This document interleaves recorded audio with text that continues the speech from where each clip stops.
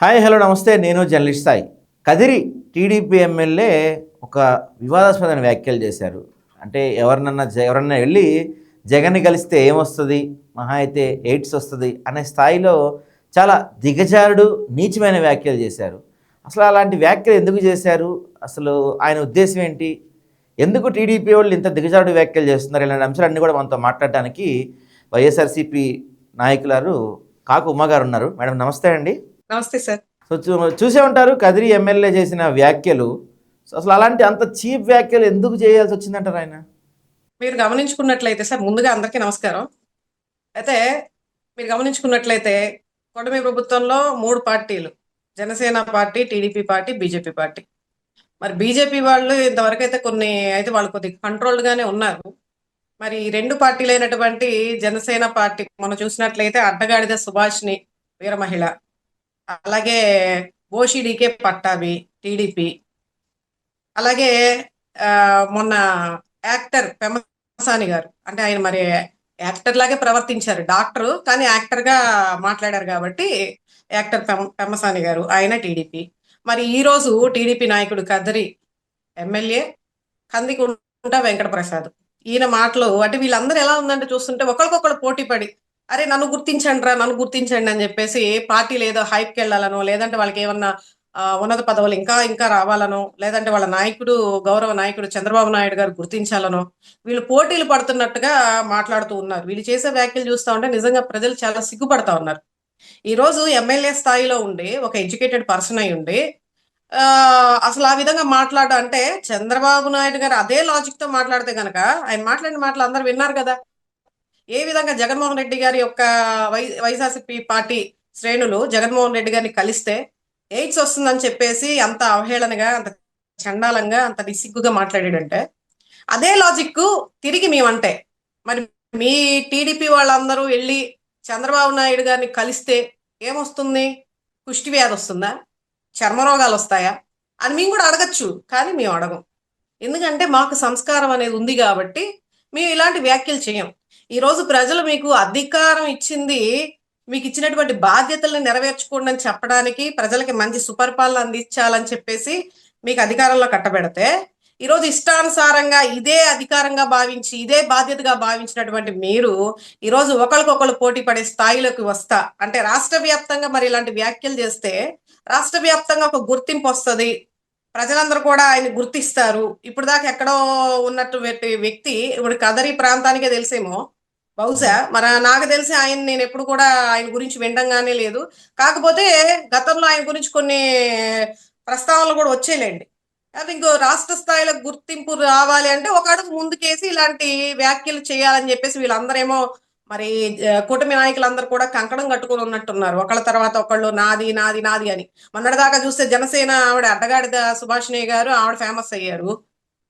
ఎందుకంటే జగన్మోహన్ రెడ్డి గారిని, వాళ్ళ కుటుంబాన్ని, పార్టీ శ్రేణుల్ని వ్యక్తిగతంగా విమర్శిస్తే వీళ్ళు అనుకోకుండా ఉన్నత స్థాయిలు అంటే ఉన్నతంగా వీళ్ళకి పాపులారిటీ పెరిగిద్దని చెప్పేసి ఊహించుకొని ఏమైనా చేస్తున్నారేమో తెలియదు. కానీ ఇలాంటి వ్యాఖ్యలు మాట్లాడితే ప్రజలు కాదు కదా, మా పార్టీ శ్రేణులు కూడా సహించేది లేదు. ఇలాంటివన్నీ కూడా మాట్లాడేటప్పుడు ముందు వెనక ఆలోచించుకొని నోరు ఒళ్ళు దగ్గర పెట్టుకొని మాట్లాడితే బాగుంటుందని పదే పదే మేము కూడా హెచ్చరిస్తూనే వచ్చాం. అయినా సరే వీళ్ళు ఏమాత్రం కూడా పట్టించుకోవట్లే. కానీ ప్రజలు గమనిస్తున్నారు. ఈరోజు చట్టానికి భయపడట్లేదు, దేనికి లేదు, మీరు ప్రజలు గమనిస్తున్నారు. మీకు రాజకీయ సమాధి చేయడానికి అతి తొందరలో ఉందనేది ఒకసారి వీళ్ళు గమనించాలి. మరి ఈయన ఎవరైతే ఉన్నారో ఈ వెంకట ప్రసాద్ అనే ఒక పులిరాజా, మరి ఆయన కదరి నియోజకవర్గానికి వెళ్తే మటుకి చాలా మంది ఆయన మీద అంటే భూ కబ్జాదారుడిగా పేరు పొందినటువంటి వ్యక్తిన. ఎందుకంటే ఆ నియోజకవర్గంలో చేసే అరాచకాలు అంతా ఎంత కాదు. పేదల దగ్గర నుంచి భూములు లాక్కోవడాలు, పొలాలు లాక్కోవడాలు, ఇళ్ల స్థలాలు లాక్కోవడాలు, కబ్జా చేయడం, అదేమన్నా అడిగితే ప్రశ్నిస్తే ఆ ప్రజలపైన దాడులు చేయడాలు ఎంత దారుణంగా. ఒక ఉదాహరణ కూడా ఉంది, గతంలో అంతకుముందు ఆయన గురించి వచ్చింది ప్రస్తావన. కాజా అనే ఒక పెద్ద ఆయన చిన్న వ్యాపార, నిరుపేద కుటుంబం, చిన్న వ్యాపారం చేసుకునే వ్యక్తి, ఆయన బొరుగులు అమ్ముకునే వ్యక్తి. ఆ కుటుంబంలో ఆయన సంపాదించుకున్నటువంటి 4.5 ఎకరాని పొలం భూమిని ఆయన చనిపోయిన తర్వాత 5గురు సంతానం అయితే ఆడపిల్లలకి పెళ్లి చేయాలనే ఉద్దేశంతో దాన్ని మిగిలినటువంటి 3 ఎకరాలు అంటే 1.5 ఎకరా వాళ్ళు స్వార్జితంగా అమ్మేసుకున్నారు. మిగిలినటువంటి 3 ఎకరాలు అమ్మాలని చెప్పేసి ఆలోచన వచ్చినప్పుడు ఈయన గారు పులిరాజా గారికి తెలిసి వెంటనే వెళ్ళి బేరం కుదుర్చుకొని వాళ్ళకి అంకడానికి 80,000 అని చెప్పేసి మాట్లాడుకొని చేసుకొని ₹1,00,000 అడ్వాన్స్ ఇచ్చేసి 20 కోట్ల ఆస్తి, దాని విలువ ఇప్పుడు 20 కోట్ల ఆస్తిని ₹1,00,000 అడ్వాన్స్ ఇచ్చి వాళ్ళని మోసం చేసి దగా చేసి ఆడపిల్లలని కూడా కనికరం లేకుండా పేదల దగ్గర నుంచి లాక్కున్న ఘన చరిత్ర కలిగినటువంటి పులిరాజా ఈ రోజు మరి చంద్రబాబు నాయుడు గారు ఇలాంటి వాళ్ళని ఎంకరేజ్ చేస్తా ప్రతి ఒక్కళ్ళని కూడా అంటే చూస్తున్నాం మనం వరుసగా ఎలాంటి వాళ్ళు మరి మంత్రులుగా కొనసాగేటటువంటి వ్యక్తులు కావచ్చు, ఎమ్మెల్యేలుగా కొనసాగేటటువంటి వ్యక్తులు కావచ్చు, ఈ రోజు ఒక్కొక్కళ్ళ చరిత్ర ఏ విధంగా బయటకు వస్తుంది, ఒక్కొక్కళ్ళ ప్రత్యేకత ఏంటి అనేది మనం అందరం కూడా రెగ్యులర్ గా చూస్తూనే ఉన్నాం ఎక్కడో చోట. అటువంటి గుర్తింపు కలిగినటువంటి వ్యక్తులకి ఈ రోజు టికెట్లు ఇచ్చి వాళ్ళకి అధికారాన్ని కట్టబెట్టి మీరు పరిపాలించండి అయ్యా అని చెప్పేసి ప్రోత్సహించినటువంటి చంద్రబాబు నాయుడు గారిని నిజంగా ఈ సందర్భంగా అభినందించాలి. ఎందుకని ఇంత దారుణమైనటువంటి నాయకులు ఈ రోజు పైశాచికంగా ప్రజల్ని అవస్థలు పెడుతున్నటువంటి వ్యక్తుల్ని ఈ రోజు అధికారం ఇచ్చారు చూసారా. మరి ఇవన్నీ కూడా వాస్తవాలు ప్రజలు గమనించాలి. ఈ రోజు నోరు ఉంది కదా అని ప్రతి ఒక్కళ్ళు రెచ్చిపోయి మాట్లాడితే ప్రజలు నిజంగా ఎదురు చూస్తున్నారు. బయటికి వెళ్ళి ఒకసారి ఈ నాయకులు ఎవరైతే మాట్లాడుతున్నారో ప్రజల్లోకి వెళ్ళి మాట్లాడండి. ఈ రోజు టీవీల ముందు లేదా సభల్లోన మైకుల ముందు మాట్లాడడం కాదు, ప్రజల్లోకి వెళ్ళి మాట్లాడితే మీ వ్యతిరేకత ఏ విధంగా ఉందనేది కూడా మీకు తెలుస్తుంది. అంతే తప్ప నోరు అన్ని ఉంది కదా, అధికారం ఉంది కదా అనే అధికార మతంతో ఇష్టం వచ్చినట్టు మేము పేటరైపోతాం రెచ్చిపోతాం అని అంటే అందరూ చూస్తూ ఊరుకోరు. టైం వచ్చినప్పుడు దీనికి 10 తీసుకునే అవకాశం మాకు వచ్చినప్పుడు ఖచ్చితంగా తీసుకుంటాం. దీనికి ప్రజలే మీకు రాజకీయ సమాధి. ఇంకోటి ఏంటంటే సార్, ఈరోజు వాళ్ళకే ఒక భయాందోళనలో బతుకుతా ఉన్నారు ఈ టీడీపీ నాయకులు, సోకాళ్ళు ఎవరైతే కూటమి నాయకులందరూ కూడా. ఎందుకంటే ఆల్ ఈజ్ వెల్ అనుకుంటూ ప్రతి ఒక్కరు కూడా మన అసెంబ్లీలో పవన్ కళ్యాణ్ గారు కూడా చెప్తా ఉన్నారు కదా, మన అందరం ఐకమత్యంగా ఉంటేనే మనం ఇంకా 15 సంవత్సరాలు జర్నీ చేస్తాము. అనైక్యమత్యం అంట, మరి అదేం వర్డ్ నాకు అర్థం కావట్లేదు. అనైక్యమత్యం అంటే కొంచెం ఇంగ్లీషు కొంచెం తెలుగు ఏమో మనకు తెలియదు, ఆయన అన్ని పుస్తకాలు చదువుతారు అంటారు కదా. మరి అనైక్యమత్యంగా ఉంటే మనం ఇబ్బంది పడతాము, కాబట్టి అందరం కూడా మంచి మంచి ఇదిగా ఉండాలి అని చెప్పేసి ఏదో వ్యాఖ్యలు చేస్తా ఉన్నారు. అంటే వీళ్ళందరికీ ఒక విధమైనటువంటి భయంతో రోజు ఏం మాట్లాడుతున్నామా ఏంటా అనేది కూడా విచక్షణ కూడా కోల్పోతా ఉన్నారు. గతంలో చాలా మంది అంటా ఉండేవారు లండన్ మందులు, జగన్మోహన్ రెడ్డి గారు లండన్ మందులు వాడట్లేదేమో ఏదో చాలా మంది వ్యక్తిగతంగా చాలా విమర్శలు చేశారు జగన్ గారిని. మరి ఈరోజు కూటమి నాయకులు అందరూ కూడా వెళ్ళి శుభ్రంగా సింగపూర్ వెళ్తారో, మలేషియా వెళ్తారో, ఇంకెక్కడికన్నా వెళ్తారో, అందరు కూడా మరి మతి భ్రమించి ఏది పడితే అది మాట్లాడుతున్నారు కదా. మీరు కూడా మందులు తెచ్చుకొని శుభ్రంగా అందరు కూర్చొని వాటాలు వేసుకుని వాడండి. లేదంటే ఈ విధంగా మాట్లాడితే బహుశా ప్రజలు కూడా పిచ్చోళ్ళేమో అనుకుంటారు, వీళ్ళు అధికారులు కాదు పిచ్చోళ్ళేమో అనుకొని ప్రజలు కూడా తరిమి కట్టే రోజులు వస్తాయి. అది అయితే జస్ట్ రపరప అంటేనో లేకపోతే కోడిని కోస్తేనో కేసులు పెట్టేశారు కదా. మరి ఇలాంటి వ్యాఖ్యలు అంటే వ్యక్తిగతంగా హననం చేసే స్థాయిలో వ్యాఖ్యలు ఉంటే మరి వీటిపైన మన హోంశాఖ ఏం చర్యలు తీసుకోరంట? అయ్యో రామ, మీరు మళ్ళీ హోంశాఖ అనేది కూడా ఉందని ప్రతిసారి గుర్తు చేస్తారేంటండి? హోంశాఖ అనేది అసలు ఎక్కడన్నా ఉందా? హోంశాఖ ఈరోజు హోం కి పరిచయం అంటే పరిమితం అవుతున్నారా, లేదంటే ఆవిడ ఇచ్చినటువంటి వంగల్పూడి అనిత గారు ఆవిడ ఈరోజు మరి హోంశాఖ మినిస్టర్ గా కొనసాగుతూ ఉంటే మరి పోలీస్ వ్యవస్థ ఉద్ధరిస్తున్నాము, కెమెరాలు పెడుతున్నాము, గతంలో తక్కువ ఉన్నాయి ఇప్పుడు 1,00,000 కెమెరాలు పెట్టాము, జగన్మోహన్ రెడ్డి ఏమీ చేయలేదంట. కెమెరాలు పెట్టి ఏం సాధించారు ఆవిడ? ఏమన్నా క్రైమ్ రేట్ ఏమైనా తగ్గించారా? లేదంటే పోలీస్ వ్యవస్థకి మన కేంద్ర ప్రభుత్వం వాళ్ళు గుర్తింపు ఇచ్చారు కదా 36వ ర్యాంకు, ఆ 36వ ర్యాంక్ కాకుండా మనకి ఏదైనా 2, 3 స్థానాలు తీసుకొచ్చారా? ఏం చేశారు ఈవిడే? ఏం చేస్తున్నారు? గృహ నిర్మాణ శాఖ మంత్రి ఆవిడే, దేవాదాయ శాఖ.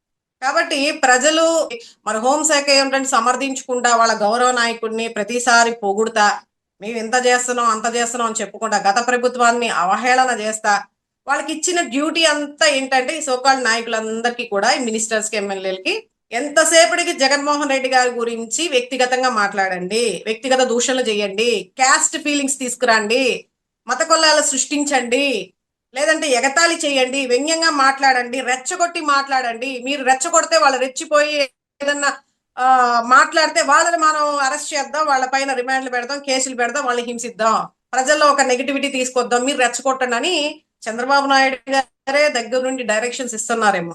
మరి చూస్తున్నాం కదా వీళ్ళ వ్యవహార శైలి అంతా కూడా ఏ విధంగా ఉంటుంది. హోంశాఖ సార్ మీరు ఒకటి గమనించాలి, గతంలో హంతకులకి నేరస్తులకి పేరోలు ఇచ్చినటువంటి ఘనత వంగల్పూడి అనిత గారు.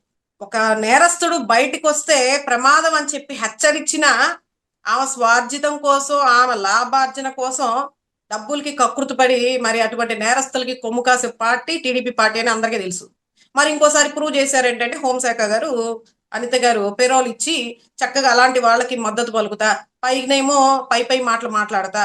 మరి ఆవిడ చూసుకుంటే గనక సింగింగ్ చేస్తారు, డాన్సులు చేస్తారు, బజ్జీలు వేస్తారు, శుభ్రంగా మళ్ళీ స్పోర్ట్స్ లో మంచి స్పోర్టివ్ పర్సన్, ఇన్ని ఉన్నాయి. మళ్ళీ ఒక పక్కన క్రిస్టియన్ అని చెప్తారు, వెళ్ళిపోయి హిందూ ధర్మం అని చెప్పేసి మరి పొద్దున్న లెగిస్తే 3 బొట్లు అక్షంతలు వేసుకొని ప్రతి గుళ్ళల్లో ప్రతి కళ్యాణాలకు కానీ ప్రతి దానికి సన్మానాలకు కానీ ముందుంటారు. మరి అది ఏం చట్టమో లేదంటే వాళ్ళు మరి ఏంటో అనేది ఎవరికి ప్రజలే గమనించుకోవాలి. ఈ రోజు డిక్లరేషన్ ఇవ్వకుండా మరి ఆవిడే ప్రచారం చేసుకున్నారు, నేను అన్య మతస్థురాలని, నేను క్రైస్తవురాలని అని చెప్పేసి చెప్పుకున్నారు. మరి ఈ రోజు ఏ హక్కుతో వెళ్ళేసి మరి గుళ్ళు గోపురాలు తిరుగుదా, హోంశాఖను పక్కన పడేసి దేవాదాయ శాఖ మంత్రిగా గుళ్ళల్లో ఏదన్నా పండగలు వస్తుంటే వాటికి సంబంధించి చర్యలు తీసుకోవాలన్నా అన్నిటికీ ఆవిడే ముందుంటున్నారు. అన్నిటికీ కలిపి ఈ రోజు రాష్ట్రంలో ఉన్నది 3 ముఖ్యమంత్రులు సార్. 3 ముఖ్యమంత్రులు వ్యవహరిస్తా ఉన్నారు ఈ రోజు. ఒకళ్ళు చంద్రబాబు నాయుడు గారు అయితే 2 డిప్యూటీ సీఎం, ఆయన ఒక సీఎంఏ. పవన్ కళ్యాణ్ గారు మరి నారా లోకేష్ గారు మంత్రి అయినప్పటికీ ఆయన కూడా ఒక సీఎంఏ. ఈ రోజు రాష్ట్రంలో 3 ముఖ్యమంత్రులు, అలాగే మంత్రులు ఎంతమంది ఉన్నా 20 ఎంతమంది సార్ మనకి 26 మంది 25 మంది కేబినెట్ మంత్రులు. కానీ వాళ్ళు ఎవరు కూడా కొంతమంది కనపడరు. వేళల్లో కనిపించేది వంగలపూడి అనిత, అన్ని శాఖలకి మంత్రే ఆవిడ. హోంశాఖ మటుకి పక్కన పెట్టేస్తారు, రక్షణ భద్రత లేదు, ఆడవాళ్ళకి ఉన్నటువంటి చట్టాలను ఉపయోగించేది లేదు, తీసుకొచ్చినటువంటి శక్తి యాప్ను ఉపయోగించి ఎంతమంది మహిళల్ని కాపాడారో దాని గురించి వివరించారు, నేరస్తులకు ఎటువంటి చర్యలు తీసుకున్నారో దాని గురించి వివరించారు.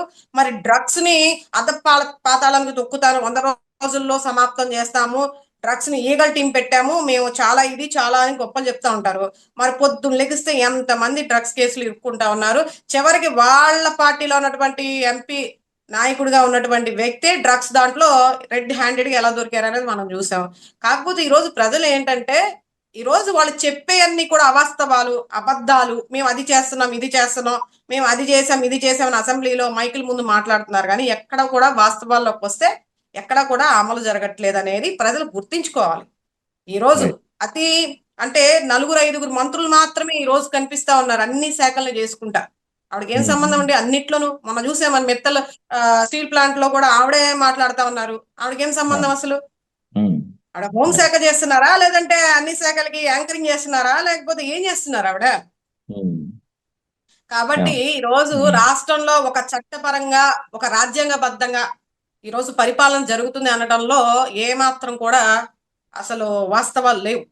అంత దారుణంగా ఈ రోజు ఆంధ్ర రాష్ట్రం రాజకీయాలు దిగజారిపోయి ఉన్నాయి అనేది ప్రతి ఒక్కరు కూడా వాపోతా ఉన్నారు. ఈ రోజు మేము మాట్లాడడం కాదు, ప్రతి ఒక్కరు మాట్లాడుతూ ఉన్నారు దాని గురించి.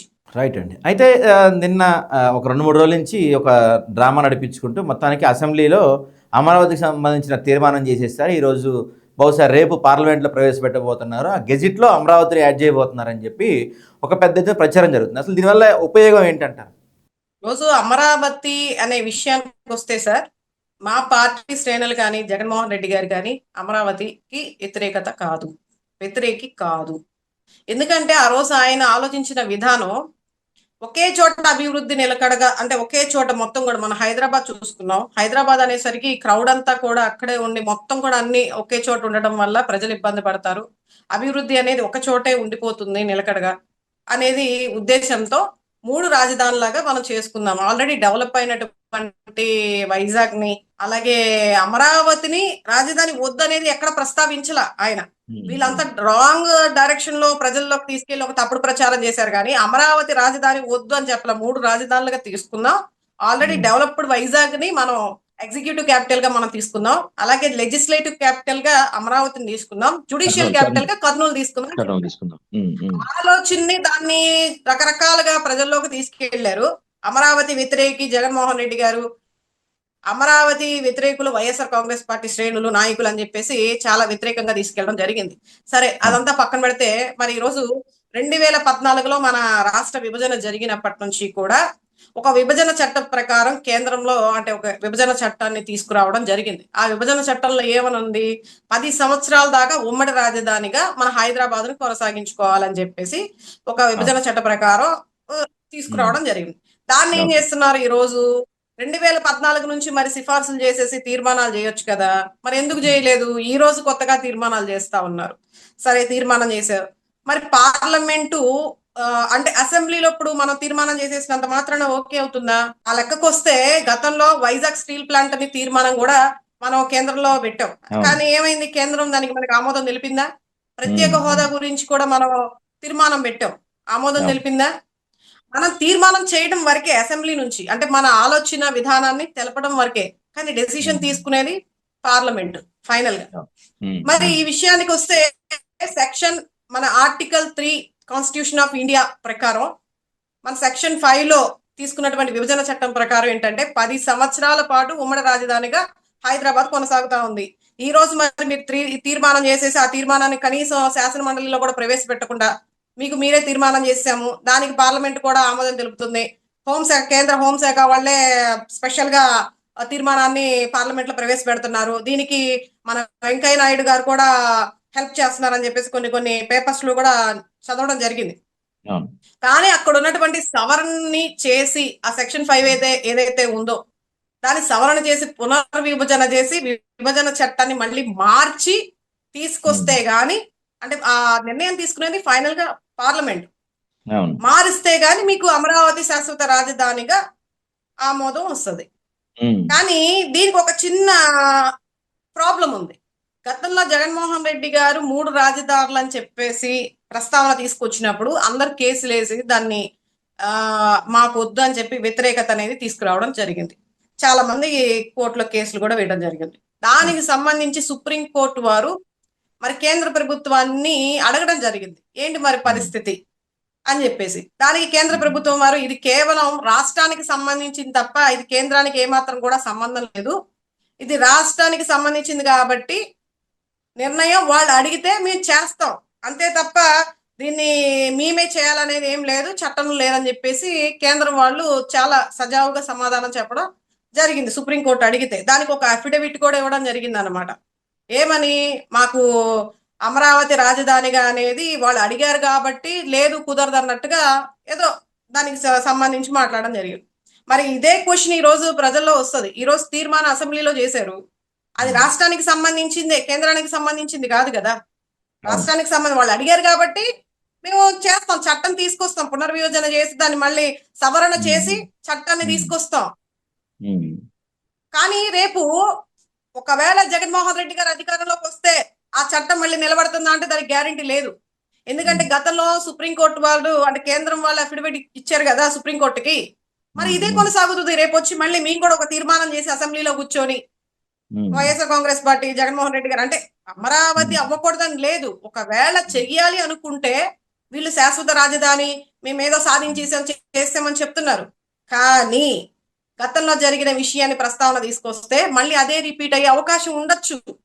జగన్మోహన్ రెడ్డి గారికి ఇష్టం లేదు 3 రాజధానులు కొనసాగించాలనుకుంటే మళ్ళీ కోర్టులో కేసు వేయొచ్చు, కోర్టులో కేసు వేయొచ్చు, మళ్ళీ చట్టాన్ని మార్చొచ్చు. అసెంబ్లీలో తీర్మానం తీసుకొని పార్లమెంట్ కి ఇస్తే చట్టాన్ని మార్చే అవకాశం కూడా ఉంది. నేనేమంటున్నానంటే అల్టిమేట్ గా అమరావతి అనేది ఆంధ్రప్రదేశ్ కు ఒక రాజధానిగా గుర్తింపు ఉండాలనేది ప్రజల యొక్క కోరిక, మా అందరి కోరిక, జగన్మోహన్ రెడ్డి గారు కూడా కోరికనే. కాకపోతే అక్కడ ఉన్నటువంటి వనరులను బట్టి, అక్కడ ఉన్నటువంటి మనకు ఉన్నటువంటి పర్యావరణ పరిస్థితులను బట్టి కొన్ని కొన్ని ఆలోచనలు మారాయి. దానికి తగ్గట్టుగా మరి ప్రజల అభిప్రాయం మేరకు ఏది జరిగితే అది అంగీకరించడానికి మేము కూడా సిద్ధంగానే ఉన్నాం. రైట్ అండి, రైట్. సో దీంతో పాటుగా నిన్న రాష్ట్రంలో టిట్కో ఇళ్ల పంపిణీ కార్యక్రమం జరిగింది. మొత్తం అసలు ఆ టిట్కో ఇళ్ళు మొత్తం మేమే కంప్లీట్ చేసాము, జస్ట్ వైఎస్ఆర్సీపీ వాళ్ళు క్రెడిట్ తీసుకోవడానికి ప్రయత్నం చేస్తున్నారనే స్థాయిలో ఆరోపణలు చేస్తున్నారు టీడీపీ వాళ్ళు. సో ఏంటి దానిపైన మీ అభిప్రాయం? సార్, గతంలో జగన్మోహన్ రెడ్డి గారు హయాంలో ఆయన సీఎంగా ఉన్నప్పుడు దాదాపు 31 లక్షలకు పైగా ఇళ్ల స్థలాల్ని మంజూరు చేయడం జరిగింది. దీనికి ఫండమెంటల్ గా ఏంటంటే అది అవునా కాదా అనడానికి ఒక సిచ్యువేషన్ కూడా, ఒక బ్యాడ్ సిచ్యువేషన్ కూడా మనం ఫేస్ చేసాం. గీతాంజలి అనే ఒక మహిళ తెనాలి, తనకి ఇళ్ల పట్టా వచ్చిందని చెప్పేసి ఆనందంలో ఆవిడ ఒక మీడియా ముందుకు వచ్చేసి తన యొక్క ఆనందాన్ని ప్రస్తావిస్తున్నప్పుడు దాన్ని ట్రోల్స్ చేసి ఏ విధంగా ఆవిడ మరణానికి టీడీపీ, ఈ పచ్చ మీడియా దోహదపడ్డారో దానికి నిదర్శనం. అంటే పేదల ప్రభుత్వం అనేది జగన్మోహన్ రెడ్డి గారు ప్రభుత్వం. ఈరోజు పేదలకి వెన్నుపోటు, పేదలకి వ్యతిరేకత పార్టీ ఏదైనా ఉంది అంటే టీడీపీ ప్రభుత్వం. మరి ఓకే. గతంలో 31 ఇళ్ల స్థలాలు శాంక్షన్ చేశారు. అలాగే 21 లక్షల ఇళ్ల నిర్మాణం జరిగింది. ఒకేసారి 7 లక్షల ఇల్లు గృహప్రవేశం ఒకే రోజు చేయడం జరిగింది నిర్మించినటువంటి నిర్మాణాలకి. మరి ఈరోజు చంద్రబాబు నాయుడు గారు పేదల ప్రస్తావన తీసుకొస్తేనే ఒక్కసారిగా చిరాకు పడేటటువంటి వ్యక్తి గతంలో ఎన్నడైనా సరే ప్రజలకి ఒక గజం భూమి ఇచ్చాము అనే దాఖలాలు ఎక్కడైనా ఉన్నాయా?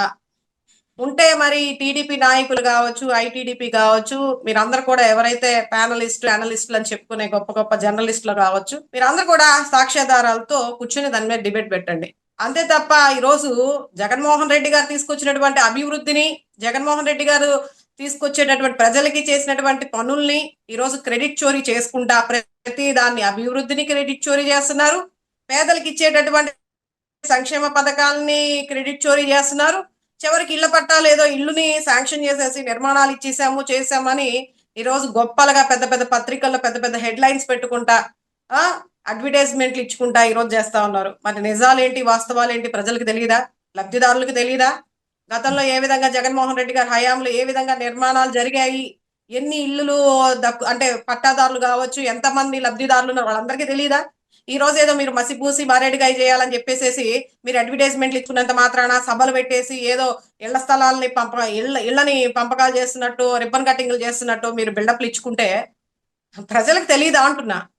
కాబట్టి మా ఘనతనంతా కూడా ఈ రోజు క్రెడిట్ చోరీ చేసుకుంటా, గొప్పగా చెప్పుకుంటా, ఏదో సాధించేసినట్టుగా, వాళ్ళు ఏదో తీసుకొచ్చినట్టుగా, వాళ్ళు స్థలాలు కేటాయించి ఇల్లు కట్టించినట్టుగా మాట్లాడుతూ ఉన్నారు. మరి చంద్రబాబు నాయుడు గారు గతంలో కొన్ని వ్యాఖ్యలు కూడా చేశారు.